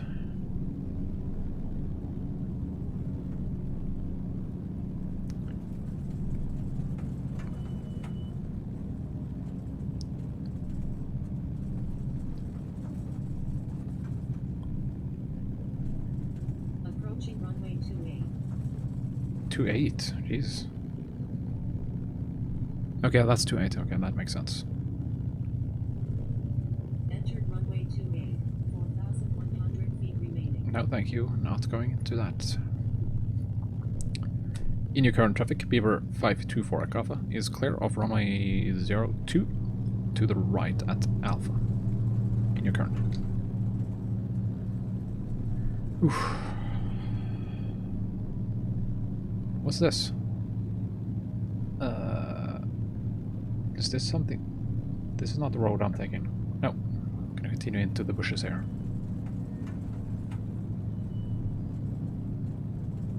And I'm gonna be taxiing forever. Isn't that right? Yes.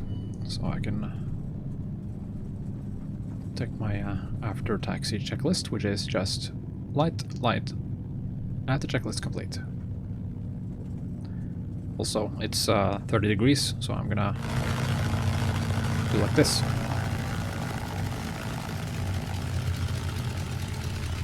Because the engine sounds perfectly happy, and it hasn't been behaving weirdly in terms of performance. It just, well, yeah, it's the RPM issue though.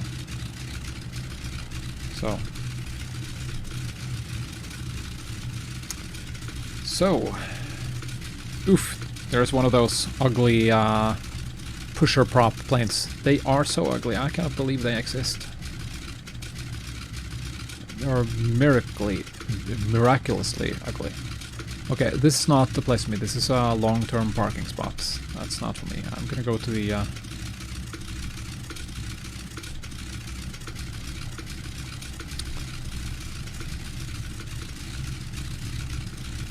swarm of hornets.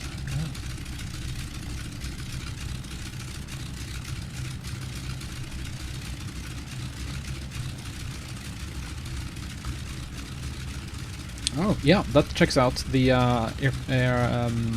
the beef bar chart symbol has glider activity, and you can see those. Come on, track IR is just died. There it is back. See, there are actually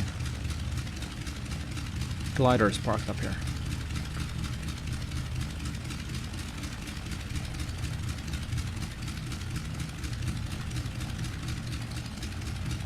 I see some big hangars. I'm sure that there's a mechanic here that can inspect the good old radial engine. There's one of those jets again. Well, I'm not inside a MOA right now, though. This little airspace around Inyokern Airport is exempt from the MOA. Okay. See, something like a GA ramp here around the corner.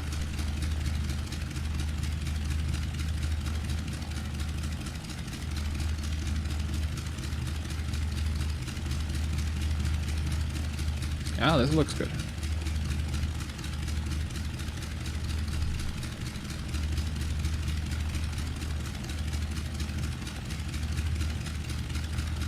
Actually quite a big airport, this.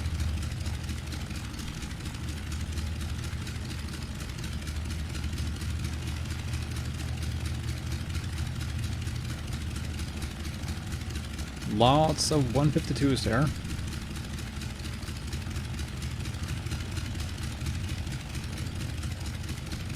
I'd like to see Cessna 172 climb out of that mess I put myself into back there. Well, look at that hangar. Isn't that inviting? I'm going there. It's got my name all over it. Suitable size, isn't it?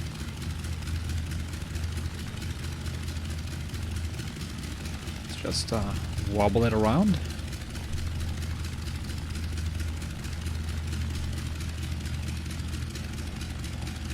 Nice.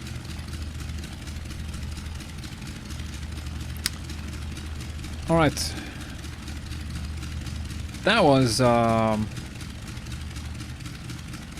something different, I would say. Let me do a run up here to see what the engine says to me. Okay, so mags are fine. Propeller governor.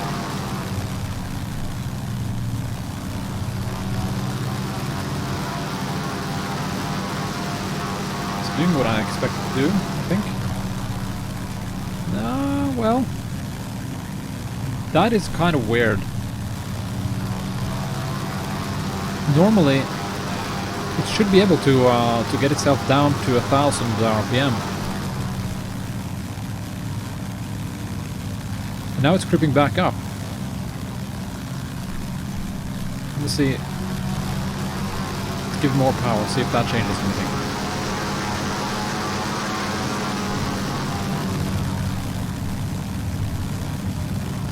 I think the propeller governor is shot somehow.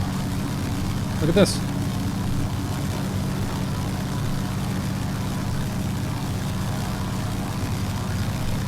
There's a huge band of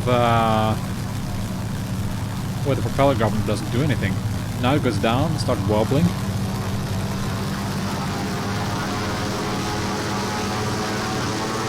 And full power.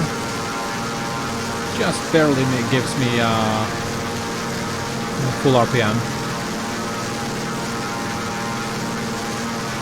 This is interesting.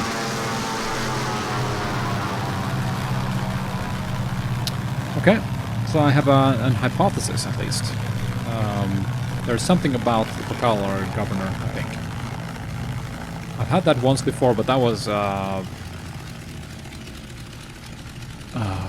1.5 years ago or so, or something. But then it broke completely, didn't do anything. So I was stuck at fine pitch and over-revved the engine like crazy.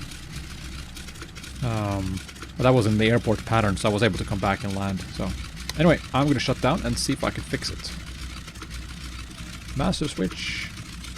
And yeah.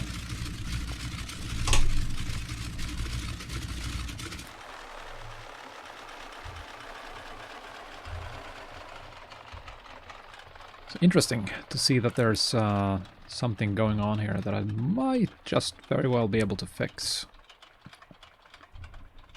So alternator, lights. I shouldn't do it in that order. I like to switch off the ignition and the fuel before I take the lights, but there you go. That's that. Nope. Turn off the master switch. That would be nice to have some battery left for the restarting of the plane. And before I forget, I'm going to do a couple of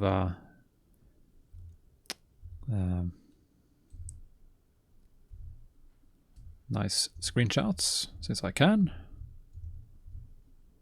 Look at this interesting interior.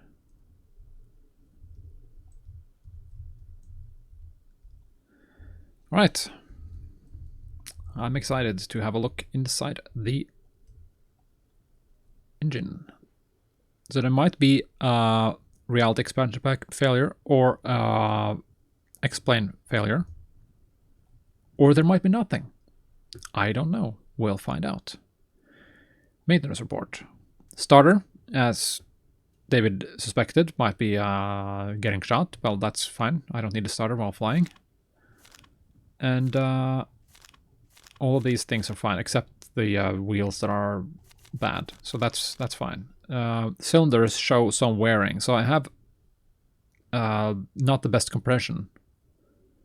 But it's the same engine that I've been on for a while. So let's see if Explain has thrown me any failures here. So I'm just gonna scroll down here and see if I show something. Gonna kill the yoke here first before I continue, because it's gonna be messing around. I don't see anything here either.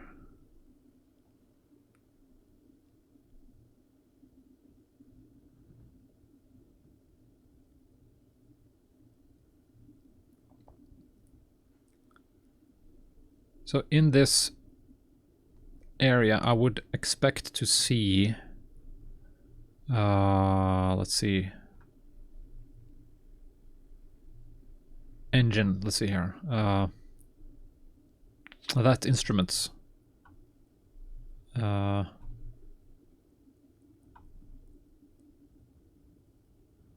on I, just click the letter I. No, it doesn't help.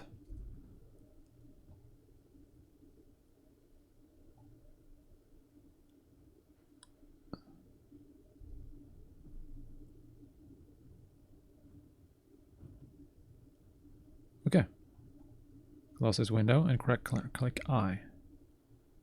Oh yeah, okay, interesting. No failed systems. Okay, so that was interesting. I haven't seen that before. Okay, so what does that mean then? I'll have to do some flight testing when I am ready to depart from here. I just need to get my pulse back down and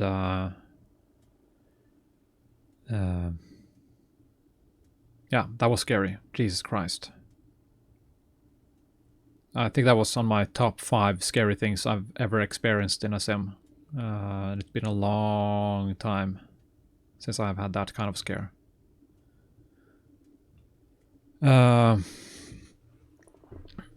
All right, I think I'm gonna call it North Korean documentary. Well, yeah, we were discussing that as I was basically as I was flying into that mess. So that was one for the books at least. But if nothing changes, I will just fly around and test it and see if I can figure out. Maybe I'm doing something wrong. Maybe it's just that at that elevation, at that pressure and temperature, the plane doesn't get the power it needs to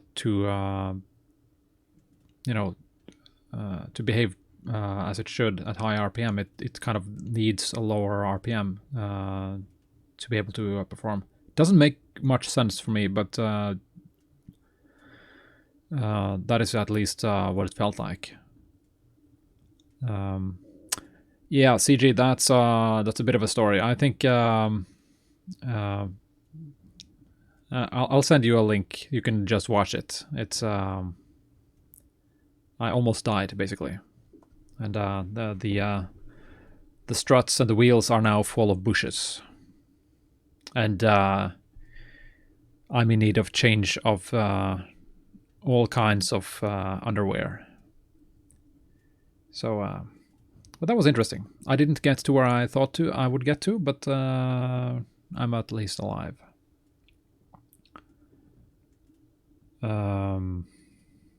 So now I'm gonna go and have a break and have something to eat. And CG, if you want to have a look at ortho, I'm up for that in a few minutes. I just need to have something to eat. And thanks for joining. For all of you who watched that weird drama unfold. And I basically didn't get anywhere. I was planning to go north. I ended up going slightly south, a little bit east. Back to square -1. So perfect. Thanks for watching, and I'll catch you on the other side. So yeah, bye-bye.